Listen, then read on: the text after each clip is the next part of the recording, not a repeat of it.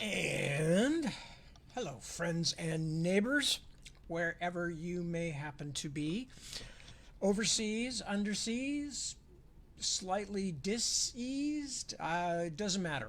Anyway, good to see you. I'm Tad. I will be here for the next hour reading. But you probably all know that since we've got pretty much the same people that show up every time. So you probably know all of this stuff already. I am going to apologize in advance. I am exhausted, and I can't. I'll explain at some later point, not tonight, but what all's going on. I hasten to say it's nothing to do with either any wonderful announcements about the anything to do with my work or anything to do anything bad about family health or anything like that. It's just been super busy with various things around here, and as I said, I'll explain more about that at some later point next week or two. Um, Basically, everything's fine, so don't fret. Anyway, but I'm explaining this in advance because I think it's entirely possible I will not be reading extremely well tonight just because I'm tired. And it's been a long day. And who knows what may happen. Because of various things going on, I'm petting the cat right now. Because of various things going on, we are in chaos. Of course, we're usually in chaos. That's kind of the lifestyle that we live. But it's been, let's say, more chaotic. See, already I'm having trouble talking. More chaotic than usual around here. Um, right, Lily? Lily says, yeah. And everything is very crazy. However, that is not going to interfere with what we're doing tonight. So nothing to fret about and nothing to alarm anybody. Just what's going on with what's going on. So let me just check in quickly and see. Oh, God, of course I can't see the comments. That would be asking too much. But I'll tell you who's checked in and commented. That I can say. And I see Kristen. Hello, Kristen, and I see Suzanne. This really is like Romper Room, isn't it? I see Petra. Hello, Petra. And Ilva, my darling. Good to see you. Ty. Hello, Ty. Jeremy. Hello, Jeremy. And Jack. A pleasure to have you with us. Andre. Also good to see you. Ray. And Isaac. And Nicole. And Christy. And Olaf. And Mark. And Penny. And Debbie. I think that was, yes. And I think, oh, and Wouter and Christina have just shown up as well. So anyway, nice to have you with us. A pleasure as always. As I mentioned, to those who have already just tuned in, it's been chaotic here, and I'm fuzzy. I am very fuzzy. But that should not keep me from reading. It just may mean that every now and then I have to start over again or something like that. Let me think. What else is there to talk about? Without going into detail about all the chaos going on around here, there's really not much to tell about because that's really all I've been doing the last several days. I've even had to put the book down for a wee bit, which is very frustrating because I was, like a quarter of the way or so through the rewrite and just kind of hitting my stride. But as John Lennon once said, life is what happens when you have other plans. And God knows that that's the truth. And God knows that's particularly ironic in the case of John Lennon saying it. But let's hope that none of the plans that I had are interrupted as rudely, cruelly, and heartbreakingly as John's were. What else is there to talk about? Everything else is basically the same. Dogs, cats, books. I am particularly replete with books at the moment. I've got books stacked all over the floor down here. And for some reason, I just lost my focus too, which is unfortunate because I'm having real trouble keeping my focus anyway in a mental sense, and I really don't want it to. Oh God, I don't know why this happens, but it just happens sometimes. Anyway, so rather than move my face in really close and give everybody traumas and nightmares, I'm just going to wait and see if it fixes itself. Sometimes if I give it something to focus on and slowly move it back, see, there's my nice pink hand. Hello. I don't know how white people ever got the name white. We are clearly pink, and I am one of the pinker ones. I am one of the pinkest there is. I do not tan, as you probably have guessed. All of my, and I've said this in the past, so forgive me for saying it again, but all of my ancestry seems to be from the dark, cold parts of Europe, you know, along the Celtic fringe and up into the north of Scandinavia and northern Germany, Scotland, Ireland, Wales. I'm sure there's some Brits in there as well, too, or English people as well, but what we know about for certain are, you know, all of those folks. We are people who huddle. We huddle from the cold, and we don't tan. It's one of the reasons we have blue eyes, and you know, to kind of absorb as much sunlight as possible, I guess, get that vitamin D in or something. I don't know. I don't remember how that part works. But you know, all you have to do is look at me and go, this is a guy who cannot take more than 20 minutes in the sun without running for shade. Anyway, not that it matters. None of it does. So I'm just babbling here. But I'm babbling early tonight. And that's I suppose, the interesting thing. Was there anything else that I was going to talk about? No, my brain is just shot. It is just shot. It's been a long, long day. And I've been spending a great part of it trying to help our son do some organization work. And that is something that is particularly difficult, both for him and for whoever's helping him. And although, give him full credit, he rose manfully to the job.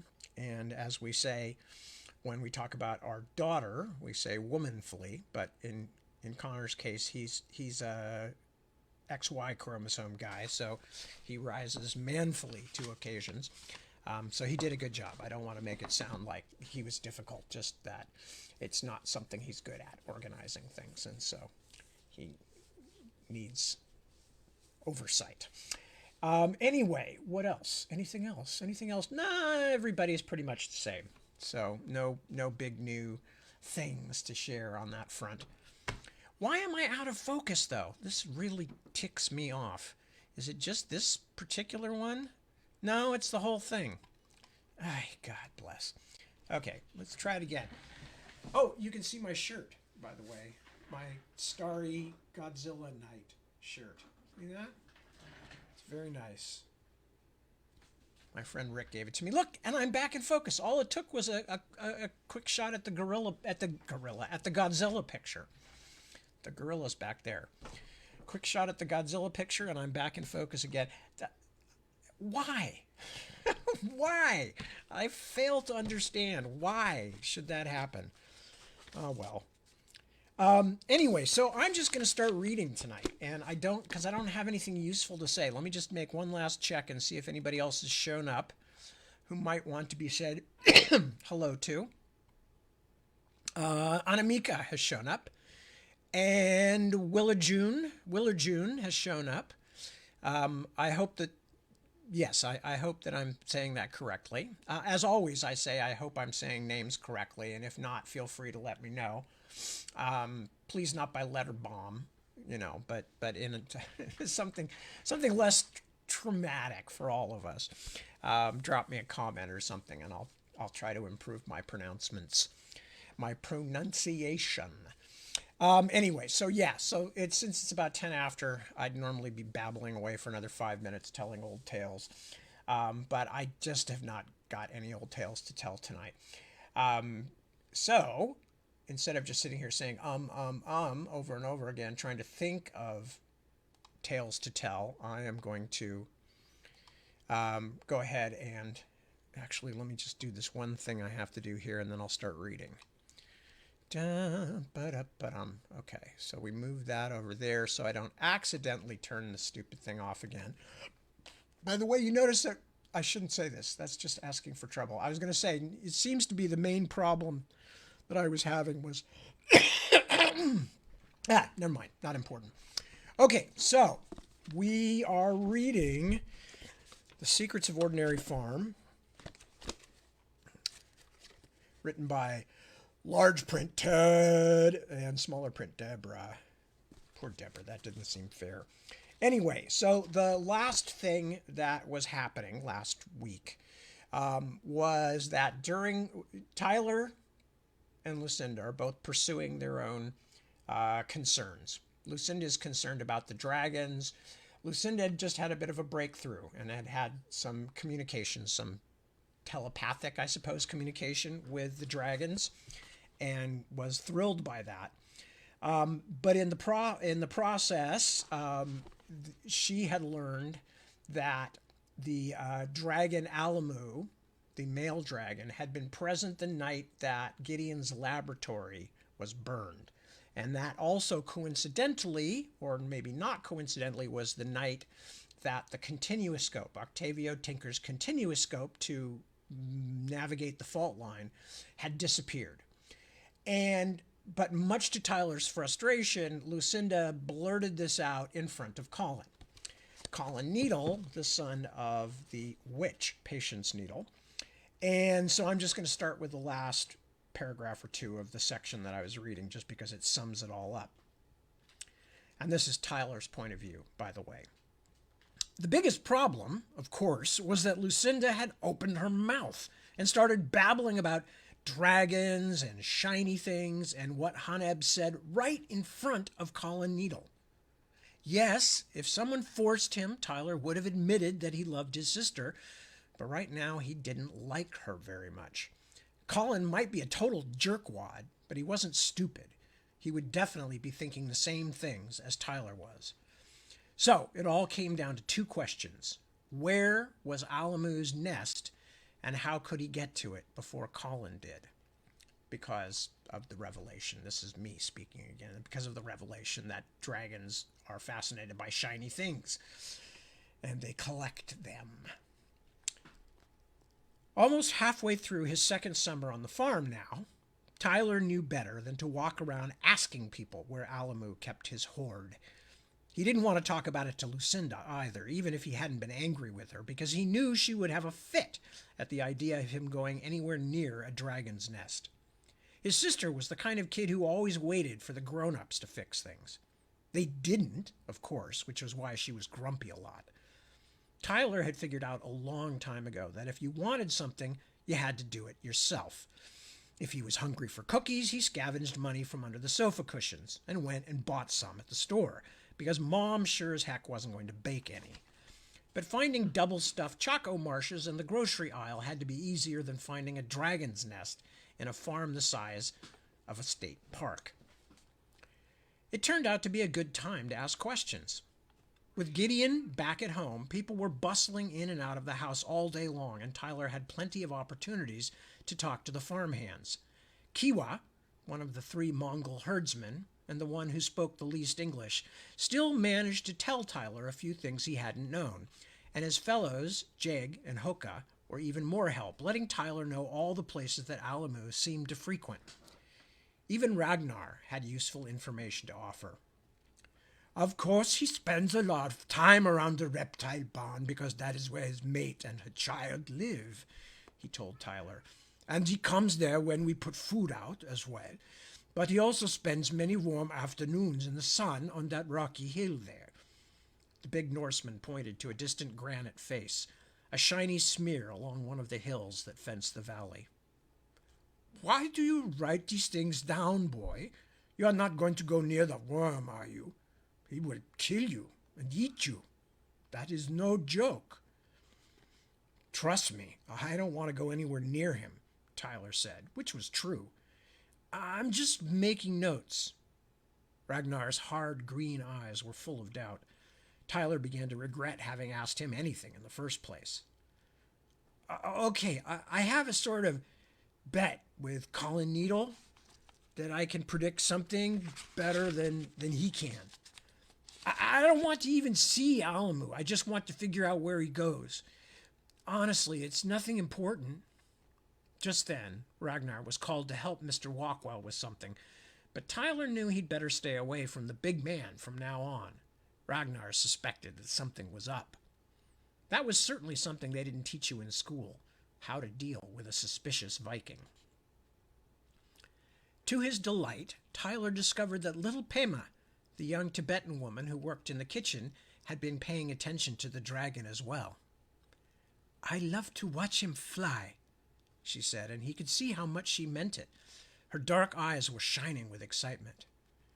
"When I was young, my grandmother told me stories of the dragons. We call the country my family came from Drukgyul, the dragon land, so it is a great goodness to live so close to them now. And Alamu," she blushed and smiled. She was older than Tyler had realized, not a girl, but a young woman who just happened to be small. "He is so beautiful. His wings are like hammered copper. The dragons are messengers of the gods, you know." Tyler wasn't certain what to say to that, but he was definitely interested in hearing more. "Do you see him in the same place all the time?" Pema shook her head. "He flies past sometimes on his way out to the east." She pointed over the gardens toward the distant hills. "Sometimes he also flies over the garden, looking for things to catch, rabbits, other animals. But for some reason he does not like to fly above the garden this summer." Tyler wrote everything down. Pema was a careful observer, and the fact that she considered every sighting of Alamu to be a good omen meant she had plenty of information to share. On his way out of the kitchen, Tyler met Colin Needle. Colin was looking for extra blankets to help his mother prepare Gideon's new bed in the snake parlor, where she could nurse him and still keep an eye on everything else in her domain. Tyler was delighted to see that Colin was being kept on a short leash. "Staying busy, are we?" he asked. Colin glared at him. "You'd better not be going anywhere, Jenkins. Everyone's supposed to stay around the house and help." "Oh, don't worry," Tyler said. "I am helping, in my own way." He was enjoying Colin's discomfort. "In fact, I should get going. And so should you. Don't want to keep your mother waiting." "You better not leave the house," Colin almost hissed. "You can't afford to get into any more trouble." And who's going to stop me? You?" Tyler stepped around him. "Run along now. Help your mother. Be a good boy." Colin just stared as if he couldn't believe that Tyler would dare to talk back to him. You have quite a big mouth, Jenkins. And one of these days—" "Colin!" Mrs. Needle shouted from the snake parlor. "Where are you?" Tyler waved as he walked away. "Enjoy your afternoon." He made a point of sauntering out the front door in case Colin had doubled back to watch. It would drive him crazy to think that Tyler might already be going out in search of the nest. "Dude, this is crazy," Tyler thought. "Who would ever believe I'd be glad I took math?" But his teacher, Ms. Shaw, had taught him how to make a Cartesian plane, which was basically a piece of graph paper with a big cross in the middle of it, and a zero at the center point and numbers going off in each direction, so they made a cross. Each number then became half of a coordinate, so Tyler drew the whole thing in pencil on a copy of an ordinary farm map from the Yokuts County Assessor's Office he'd found in the library, and then began marking in everything the farm workers had told him about where they usually saw Alamu. When he'd finished with that, he spread his newly marked map over his bed and studied it. Tyler needed to find the place the male dragon went back to every time. That would probably be his nest. So, if he marked every position where the dragon had been sighted, then drew a big circle around every mark, the place where the most circles overlapped should be a good central place to start looking for a nest. And, in fact, Tyler thought he'd spotted a likely area. All of the dragon's favorite hangouts seemed about the same distance away from the high hills on the western edge of the farm, an isolated area far from neighbors and roads. "So, let's have a look for that nest of yours, dragon dude," Tyler thought, and all your shiny treasures. But not tonight. No way. The idea of hunting for a dragon's nest in the dark frightened Tyler, even Tyler the impulsive. No, I'll go tomorrow when the sun's up and you're out making your rounds. The next day he raced through his chores so quickly that even Mr. Walkwell, who himself hardly ever slept or even took a break, suggested he might be working too hard. When he had finished, he made himself a sack lunch, then waited to set out until Colin Needle was upstairs being lectured by his mother. It took Tyler a good part of an hour to cross the farm and reach the hills where most of the Alamu reports seemed to overlap. According to his marked-up county map, the tallest hill was called Miner's Mountain. He decided that would be the best place to start looking, because even if he didn't find anything on the hill itself, he'd have a good view from the top. The late morning sun was already baking the ground, and the dry grasses were buzzing with insect noises. Before Tyler reached the top, and had found no sign of Alamu's nest, he'd emptied half his canteen. By the time he'd eaten his sandwich, he'd drunk most of the rest. The scrubby trees on the hillside didn't provide much shade either. Hang on just one moment. I'm still here. I'm just double checking. Okay, good. All righty. Pay no attention. We now return you to your regularly scheduled tad nonsense. An hour later, he had finished the rest of his water, had watched the sun move across the valley like someone slow wiping a window clean, and had stared through his binoculars until his eyes hurt, but still hadn't located anything that looked the least bit like a dragon's nest. He had also discovered that some of the bugs singing in the dry grass liked to bite people. Liked it quite a lot, in fact. He was beginning to rethink the entire expedition when he noticed something glimmering in a fold of a hill near Miner's Mountain. Even with the binoculars, he couldn't make out much more than a glint in the undergrowth, so he didn't leap up. He had already been fooled a couple of times by other shining things, discarded bottles, glass insulators from power lines. But though he stared and stared through the expensive binoculars his father had given him as a guilty late birthday gift, this particular bright spot remained stubbornly mysterious. Tyler finally decided that although it was mid-afternoon already, he should go down Miner's Mountain and climb the other hill now. Who knew when he'd get this much free time again? Tyler didn't know the name of this second hill, but discovered quickly that although it was not as tall as Miner's Mountain, it was actually a much more difficult climb, with no obvious trail and the way blocked up by tangled undergrowth and outcrops of layered stone that looked like haphazard piles of books. Each outcropping had to be either climbed or avoided, and by the time Tyler had got near the top, even more of the afternoon had slid away, and the sun was hurrying down the sky like an animal going to ground. For the first time, Tyler started to worry. He didn't want to have to climb down the rocky, dangerous slope in darkness, and he had left the house so early he hadn't even thought of bringing a flashlight. Lucinda's right. I really do stupid things sometimes, he told himself angrily. He clambered up over the last large bulge of pale stone and into the shade of a tangle of oak and madrone trees, where he crouched to catch his breath. He forced himself to get up again after only a couple of minutes and climbed the last 100 feet of the uneven slope, then stepped out onto the flat, wind-swept summit of the hill. And there it lay in front of him. Not just a single object, but a shining, sparkling line several feet long snaking through a trail of trampled grass. He'd found it! Tyler's heart sped in triumph. He hurried toward the glittering track, then slowed, looking high and low to make sure that no one, scaly or otherwise, was watching him. Heart pounding, he paused beside his discovery and found that it was nothing but a few dozen bottle caps strewn across the hilltop like confetti. Huh? Tyler stared, disbelief rapidly turning into fury. What was this crap? Was this it? The thing he'd been searching for all day? The grail he had climbed 2 high, hot hillsides to find? Crap! he said, kicking at one of the shiny things. "Look at me!" he shouted in disgust. "Oh, yeah, I'm a hero. I found the famous hoard of ancient bottle caps." And they weren't even that ancient. Most of them looked as if they were from regular modern pop bottles, so they weren't even worth anything. Tyler reached for his canteen, then remembered it was empty.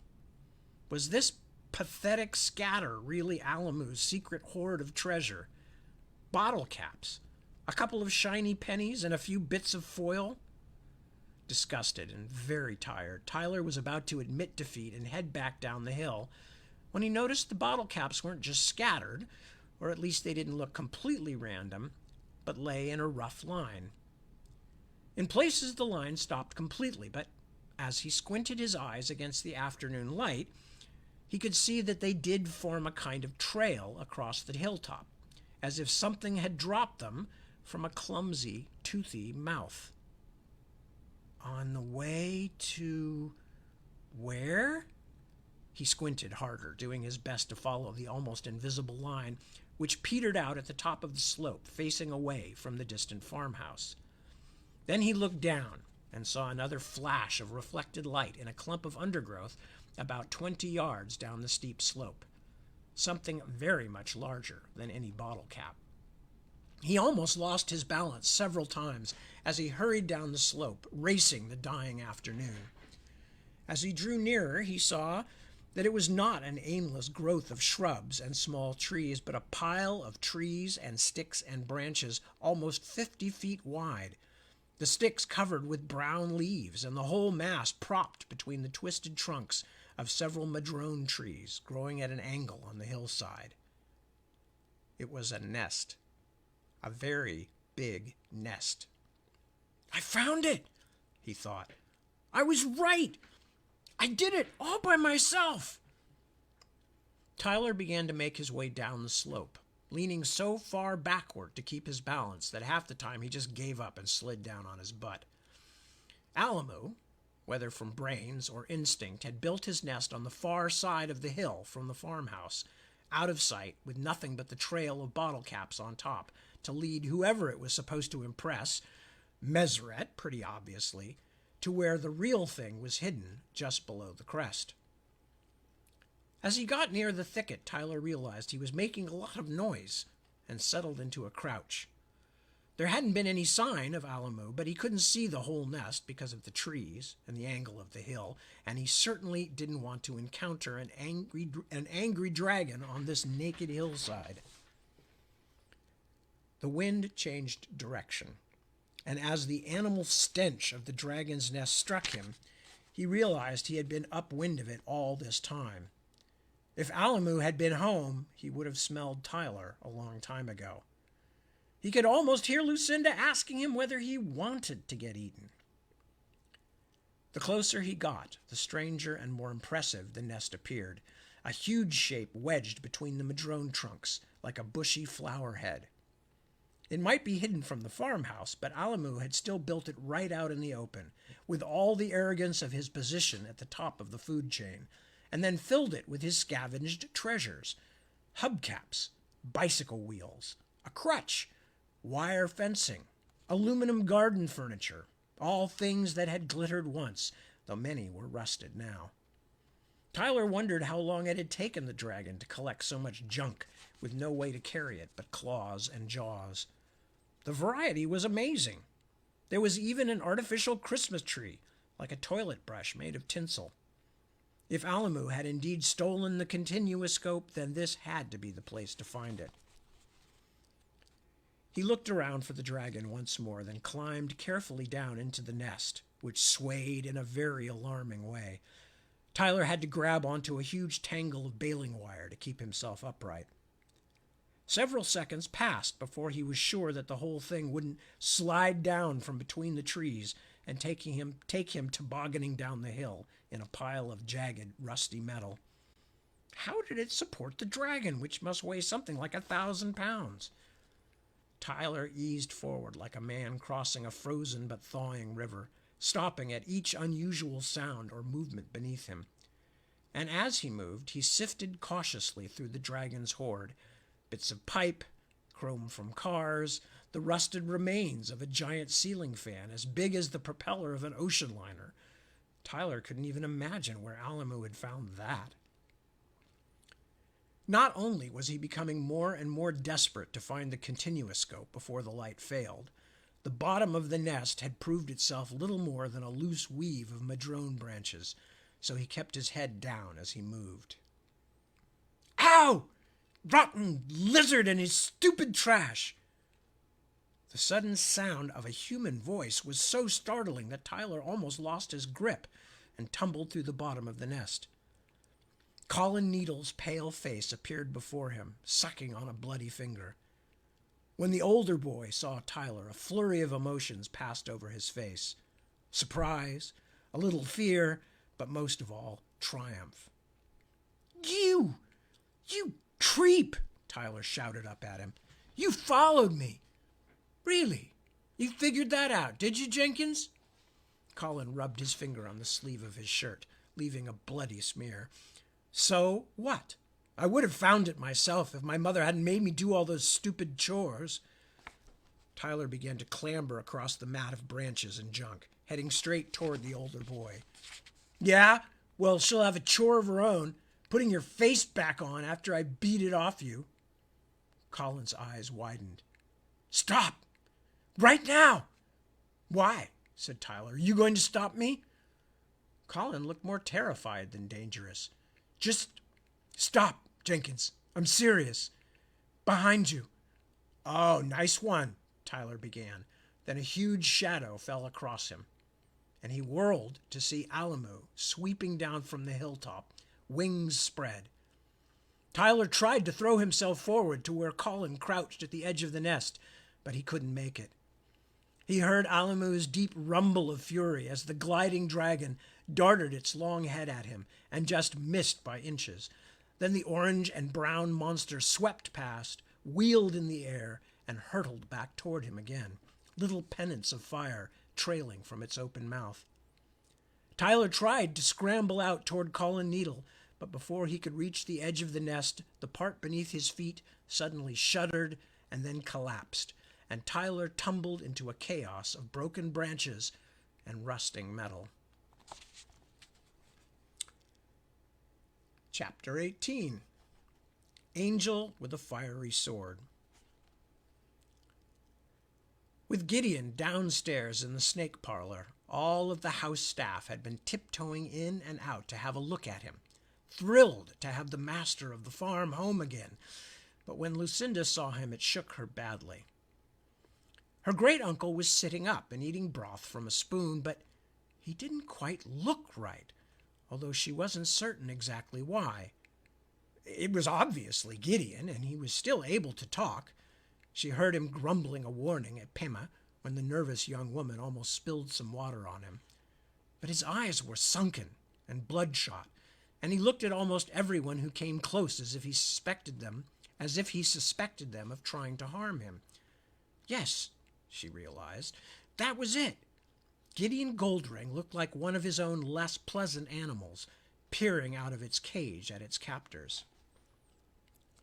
Mrs. Needle seemed to think everything was as it should be, though, and it was true that he didn't make those faces at her. Instead, Gideon looked up at the witch like a trusting child. She even made encouraging little noises as he slurped his broth or drank water, which made Lucinda feel sick to her stomach. She wondered whether Gideon had suffered some kind of stroke or something really bad, but no one was telling them. Well, she thought, if they're trying to hide it from us, maybe they shouldn't move his bedroom downstairs where we all have to see him. Where are you going? Mrs. Needle asked as Lucinda sidled toward the door. I might need you to run an errand for me. The last thing Lucinda wanted to do was spend all day here in this room, under the cold, watchful eyes of Patience Needle. Oh, I'll be back really quick, she said. I just wanted to pick some flowers in the garden to brighten the room up. The garden, said Gideon, nodding, his eyes not quite focused on anything. We lived in the garden once. Huh? Lucinda took a step back. What did you say, Uncle Gideon? The garden. Her great-uncle spoke as though it was an ordinary conversation, but what he said showed that it wasn't. We had to leave. An angel chased us out with a flaming sword. You saw him, didn't you? Or was that the serpent? Hush, Gideon, you're confused, Mrs. Needle said, which seemed a bit of an understatement. Just finish your broth. Suddenly the old man seemed to see Lucinda for the first time. He leaned forward, fingers outstretched as though he might grab at her, but she was well out of his reach. But listen! He looked around as though worried about eavesdroppers, then turned his red, staring eyes to Lucinda once more. We can go back.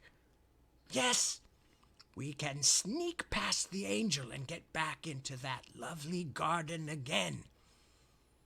Lucinda could not bear to listen to any more of Gideon's crazy ramblings. She turned and all but ran for the door.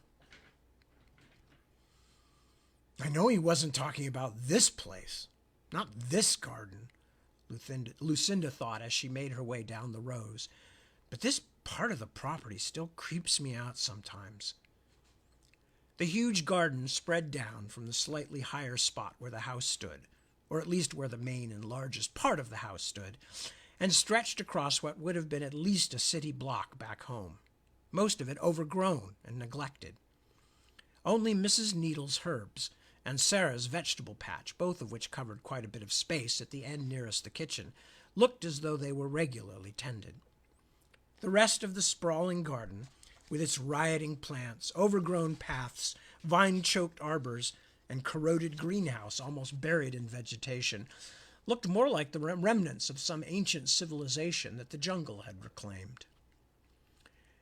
It took a while for Lucinda to find the rose bushes she had been thinking of. The garden, like the farmhouse itself, could be a slippery place to find your way around, but she located them at last along a wooden fence some 10 or 11 rows on from the old greenhouse. Lucinda thought it was a little strange that although the roses looked completely untended, the stems tangled in each other and many of the blooms brown and withered, the rose arbor had a smell as if someone had been putting fresh fertilizer on it, a pungent stink that made her want to hold her nose. Then, as she went down the length of the rose bed, clipping the stems of the flowers that had just started to bloom, she stepped on something squishily unpleasant. It felt so wrong that she was reluctant to lift her shoe, afraid to find she had trodden on a slug or some kind of animal dropping. When she finally worked up the courage to look at it, it was even worse. She had stepped on a dead mouse. Except it was still moving. Lucinda leaped back with a cry of disgust and horror. The dying mouse's legs paddled weakly, as though it was trying to swim, then slowed and stopped. She stared at it from a safe distance. Who ever heard of a mouse being slow enough for a human to step on? What if it had rabies? The very thought made Lucinda's toes curl. She yanked off her shoe and scraped it on the wooden fence until she thought she would be sick, then pounded the sole in the dirt, trying to make sure every last bit of the mouse was gone. But suddenly, in her mind, she stood in a cloud of invisible rabies germs. Didn't people say there was no cure? Or was that something else? What would her mother say? What if she had to have rabies shots? Her friend at school had told her they injected them in your stomach. The unexpected sound of voices made her jump, but it was only Pema and Azinza laughing as they picked vegetables from the kitchen garden. She looked back down at the mouse carcass, and for a disturbing second she thought she saw it moving again. Some kind of unkillable zombie mouse, but then realized that the movement was fleas and other small creatures deserting the corpse. "Gross!" she said out loud. There was a daddy longlegs struggling away too. Surely that hadn't been on the mouse. But, in fact, many different kinds of bugs were all walking and hopping in the same direction like a tiny parade. Horrified but fascinated, Lucinda bent and followed them along for several feet. But why would they all do that? Several roly-polies joined the little procession. It was beginning to look like some kind of bug protest march. She poked with a twig at one of the roly-polies, which curled into a ball until she stopped. But then it got right back up and trundled after the others toward the back of the garden. Lucinda followed the procession for several more yards as it was joined by other streams of tiny creatures, beetles and spiders and pillbugs. She also discovered that it was not the only such line.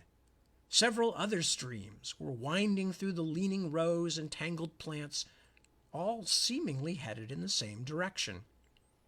Lucinda was beginning to wish she had Tyler with her, or even Colin Needle, but both boys had left the house hours earlier. She saw a lump lying only an inch or two away from the little procession she was following. Ick, she thought, a dead bird. But they're all just walking past it. Don't bugs, eat dead stuff? Where are they going? She straightened up until she could see where the lines seemed to be converging. The old greenhouse, which loomed from the tangle of wild plants like a rock in an angry sea. Its high, peaked roof and all the glass made it look a bit like an abandoned church. The iron frame, once painted green, that held the glass, had long ago become a ghostly rust-colored skeleton, except for the roof and the ornamental weather vane, both mostly scorched black. In some places the bars had even melted and changed shape, sagging like taffy.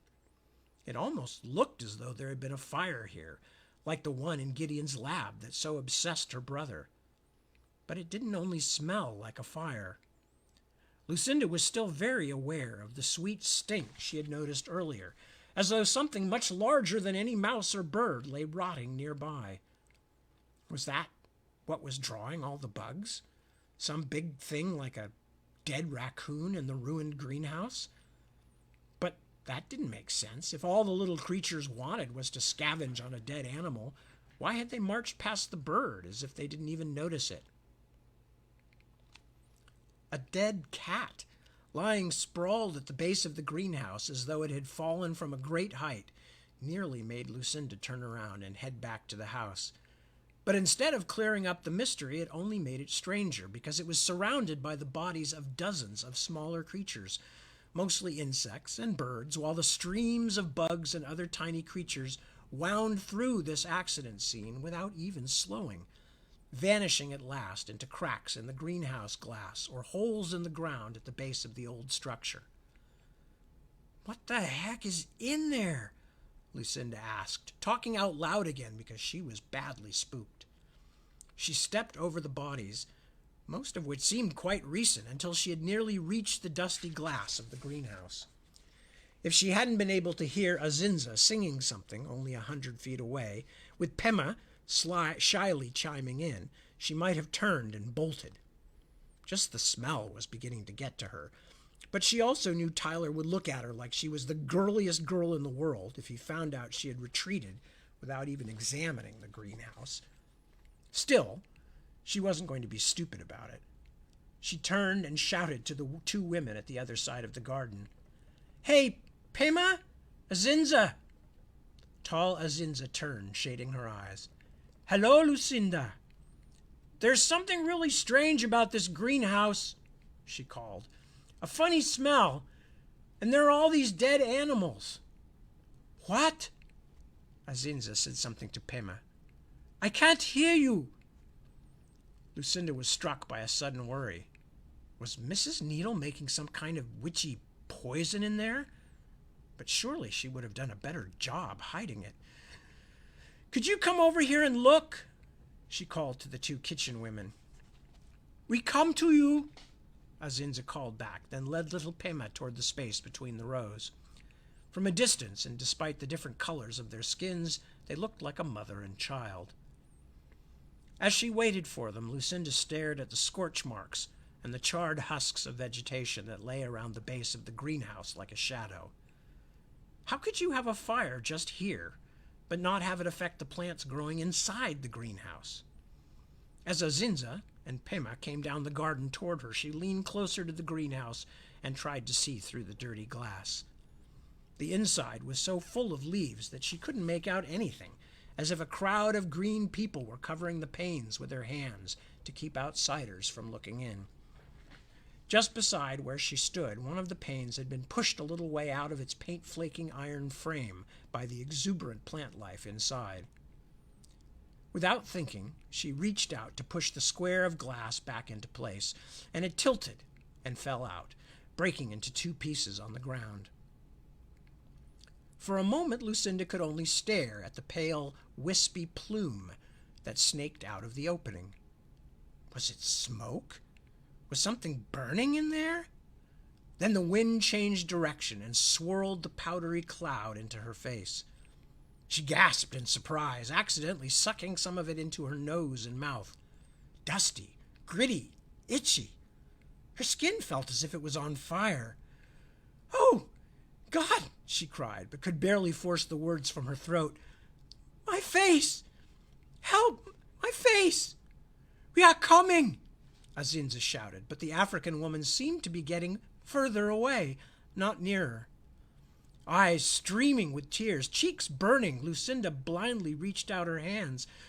Why wouldn't anyone help her? She fell to the ground. Hands pulled at her, trying to drag her back to her feet, but Lucinda barely noticed them.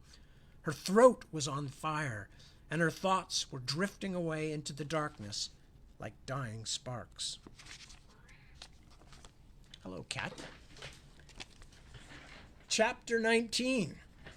What to do with an angry dragon. The first thing he realized was that something was holding him by one arm in midair, like a giant about to grind his bones for bread. Dizzy, he opened his eyes and squinted up through the swirling dust, but whatever had him was not the dragon. Something was pinching his wrist quite painfully. He kicked his feet, but there was nothing beneath him, and no matter how he stretched, he couldn't find anywhere to perch. He was caught like a fish on a hook. And where was the dragon? Tyler was still in one piece, so it clearly hadn't been able to reach him. Was it sniffing silently around for him even now? It'll be dark soon, he realized. If he didn't get himself down before then, nobody was going to find him. Nobody but the dragon. Colin was here, he abruptly remembered. That little cheater followed me. He wanted to call out, but he didn't dare make that much noise. Whatever held him seemed to be wrapped around his wrist. Instead of trying to get his feet onto something, he used all his strength to pull himself up with his trapped arm until he could reach his free hand above his head and try to find something else to grab. He had never tried to do a one-handed pull-up, and it was all he could do not to scream in agony at the effort it took. But at last, after some desperate scrabbling, he found a horizontal fence post in the tangle. Once he could pull with both hands, he lifted himself up until he could get his feet onto one of the madrone branches that held the nest. When he had regained his breath, he took his weight off the arm that had held it so long and managed to twist it loose from whatever had grabbed it. Only when he had done this did he understand that what had saved him was the unicorn hair bracelet Jeg had tied around his wrist. He reached out again and eased it loose from the old-fashioned television antenna on which it had caught. He wasn't going to leave such a good-luck charm behind, especially when he still had to find a way to exit the nest without the dragon getting him. Something shifted above him, making the clutter of junk bob and groan a little, and for a terrifying moment Tyler felt sure Alamu was looking for him there, but the shape above his head was much smaller than the winged monster. In fact, it was only a bit bigger than Tyler himself. "Is that you, Needle? Come down here so I can slug you." The shape moved, and the tangle swayed a bit so that Tyler had to shield his face from a cascade of small metal objects. "Oh, yeah, Jenkins," said Colin's voice. Tyler still couldn't quite see him. "And why don't you shout a little louder to make certain the dragon hears you? You little snot, you followed me." "I already told you, Jenkins, I would have found it first if you hadn't got a head start." "Liar! Where's the continuous scope?" You didn't find it? Colin sounded surprised by Tyler's question. In fact, he seemed genuinely pleased. You know I didn't. You probably climbed down and looked while I was knocked out. Colin snorted. Not likely. First of all, I can't even see you. A wide shadow flicked by overhead, and they both looked up. Oh, man, Tyler said. He came back. The dragon came back. Crap. He did his best to work himself further down into the shifting heaps of dragon treasures without dislodging anything major, especially anything that might be keeping him from falling out the bottom of the nest. It was painful. A dozen things dug into him or stabbed him as he forced himself down into the clutter. A kettle, old cans, a bent and chewed cookie sheet. Alamu landed with a sudden crash that set the entire nest rattling and swaying, and almost made Tyler shout in terror. The dragon's stink, musky and harsh as ammonia, got right into his knees. The dragon's stink, musky and harsh as ammonia, got right into his nose and made it hard not to cough or sneeze. The beast roared, then roared again, so close it made Tyler's skull rattle.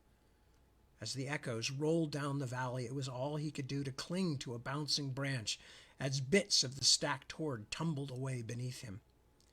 He began to clamber as quietly as he could toward a safer place, ending up perched at last in an awkward hammock of rusted cyclone fencing.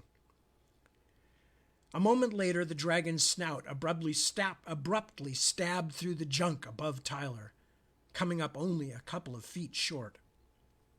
The fencing tipped and slid downward until Tyler was hanging on by his fingers, eyes shut tight. Any moment he expected to feel the creature's scorching breath, to be toasted like a boy-sized marshmallow. But instead, after a few more moments, Alamu retreated, huffing with frustration. Tyler could hear the creature scrunching back and forth above him, a predator almost the size of a small plane. He stayed as motionless as he could, but his arms were aching and his sweaty fingers were losing their grip. Then Alamu stopped moving. A long silence followed. He's listening, Tyler thought, pulse pounding in his temples. What if he can hear my heartbeat? Alamu's snout suddenly smashed down through the scrap metal once more, his long crocodilian jaws snapping only a foot away from Tyler's head. For a horrible, endless instant, he stared right into the dragon's orange eye as Alamu stretched toward him, but the creature's neck was wedged between the remains of an office chair and a shopping cart. Where the heck had Alamu found a shopping cart? And the deadly jaws couldn't quite reach him. Tyler swung his body as far to one side as possible as Alamu snapped at him again, but for the moment the tangle of madrone branches and junk kept the monster from reaching him. Colin! He screamed. Help me! He's right on top of me! Colin! Colin! Nothing. If Colin was still there, he wasn't going to advertise the fact. Alamu pulled his head back. The shopping cart came loose and slid down a few feet to fill the space. The mass above Tyler shifted once more, and he had to swing to the other side and grab a branch, then find something to put his feet on, because a moment later the entire length of cyclone fence he had been sitting on earlier tore free beneath Alamu's weight and fell to the ground below, bouncing and slithering a short distance down the hill and almost taking the dragon with it. Alamu clambered heavily to another part of the nest, hissing in irritation. Colin, please, get help! He almost got me! But still there was no reply. Had the older boy just run away and left him? Or was Colin Needle himself lying somewhere on the hill below the nest, unconscious or dead? Colin?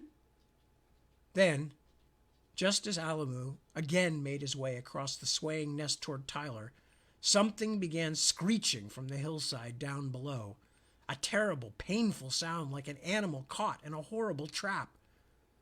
For a terrible moment, Tyler felt certain that Colin hadn't just fallen, but had fallen onto sharp rocks and was loudly dying. Alamu hissed and his head snapped back. Then the dragon leaped into the air. The nest pitched violently at his departure. It was all Tyler could do to cling where he was. The screeching noise echoed once again from below, then was drowned in the dragon's angry, bone-shuddering snarl. Tyler felt cold all over. That first scream had been one of the most terrible sounds he had ever heard. If it had come from Colin, the dragon must have found him quickly, because now the hillside had gone ominously silent. Tyler struggled through shifting junk until he could see down to the ground. For a moment he thought he could make out something moving through the trees much further below, something that could have been the pale blue of Colin Needle's shirt, but it was impossible to tell for certain. Tyler called softly, but no one answered. What if he's dead? Even if I get out of here myself, how will I explain what happened to Colin? Gideon will kill me. Not to mention what the witch will do to me for letting her son get eaten by a dragon. Junk shifted a few yards away. A can worked its way loose and plummeted out of sight. A few more things moved and settled. Something was getting closer. He almost called out, hoping it was Colin safe after all, then realized it was much more likely to be Alamu trying a more stealthy approach. Tyler braced himself as best he could and held his breath, but nothing could stop his heart from pounding, pounding, pounding. Tyler, someone whispered. You are here? Ula! He didn't think he'd ever been so happy to hear someone's voice in his entire life. Oh man, Ula, what are you doing here? Did you see what happened to Colin? Is the dragon gone? She stuck her head down between a casserole dish and a discarded paint can so he could see her. Me. I made a noise, she explained. Animal noise. Did you hear? That was you? The dragon went right after it. Yes, he chase, but not see me. I throw rocks. He chase more. Breathlessly, she grinned at him. I save you? Save me? Yes. Excuse me. Tyler tried to find a more secure place to hang on. The nest was still shifting in a very disturbing way. But we have to get out of here before the dragon comes back. Do you understand? We have to go now. Understand. She stuck out a dirty hand. Can't reach you from here, he said. I have to climb up. He began working his way upward through the clutter. How did you know I was here? Was looking for you. Followed Colin because I thought he looked for you. She frowned. But when I come here, he is running back to house instead. I hid. He not see me. Then I come to see where is Tyler. Running back to the house, was he? Thanks a lot, Needle, you creep. With the girl's help, he managed to scramble up one of the heavy tree branches that supported the nest. She was at least as strong as Tyler himself, although she was a good few inches shorter. Wow, you really saved my life, Ula. Me? You, she said simply. You, me. Tyler hoped she just meant she had returned the favor he'd done for her, not that she was going to follow him everywhere from now on. He clambered down out of the tree with shaking legs and made his way carefully down the slope, examining the dozens of pieces of the hoard that had worked their way loose from the nest and tumbled out. Nothing that looked anything like a continuoscope was on the ground or visible in the parts of Alamu's chaotic hoard he could see. We better get out of here, he said at last, trying not to be disappointed. He was lucky he wasn't dead or crippled. He didn't think he'd be bragging much about this adventure. I'm sure not going back in there to look some more. You lose? Ula asked. What is gone? Nothing, really. But I came here looking for something, and I didn't find it. Ula nodded as if she understood something now. Shiny thing. Like this? With her arms, she made a circle the size of a basketball hoop. Yes, as a matter of fact. What do you mean? Colin? When I see him run downhill, he carrying shiny thing. Tyler stared at her. Shiny thing? She moved her fingers in a series of vague shapes, as if trying to draw circles and spokes and protrusions in the air, but shiny thing was the only way she could describe it. Despite his aches and pains and numerous cuts and bruises, Tyler took off down the hillside path at a trot, scarcely even keeping an eye out for Alamu anymore. Ula caught up with him within a short distance. Why you run? Help sister? Because I have to catch Colin. He has something of mine. He slowed for a moment as he finally processed what she'd said. Why would I run to help my sister? Because she very sick.